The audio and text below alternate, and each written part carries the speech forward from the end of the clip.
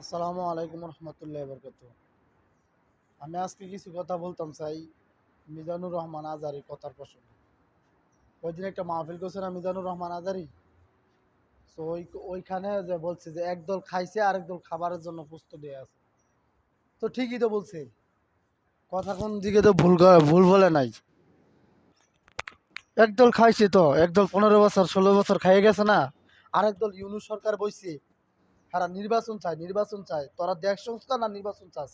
হ্যাঁ, আগে তো আমি ইলিয়াসের ভক্ত ছিলাম, ইলিয়াসের প্রত্যেকটা লাইভ প্রত্যেকটা শুনতাম।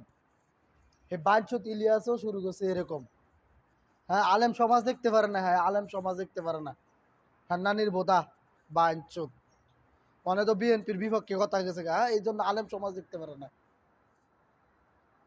হ্যাঁ, হ্যাঁ বিএনপি আইলে হ্যাঁ উড়া হ্যাঁ ফুলের মালা দিয়া পরে আসবো দেশ। বাবা রে বাবা, মানে মিজানুর রহমান আজারি আবার আরেক দুদু আছে না, দুদু।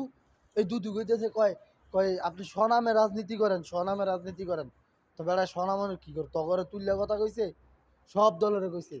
স্বাধীনতার পরে তো বাংলাদেশের সব লোক নির্যাতিত। নাইলে আমরা প্রবাস তো টেহা বাড়াই, আমরা ইয়া করি, দেশ উন্নত হয় নাকি এর লেগে? হ্যাঁ, তোরা তো আগে বিএনপি তো আগে 3-4 বার ক্ষমতায় ছিল নাকি? ওই সময় তোরা কার চুলটা ছিঁড়ছস, কার চুল ছিঁড়ছস তোরা? আজকে তোরা এই কথা নিয়ে তোরা একবারে ফালবারে এতদিন আজারি আজারি আজারির মতো হুজুর নাই। আজারি খুব বিজ্ঞানসম্মত কথা বলে, আজকে আজারি ভালো না।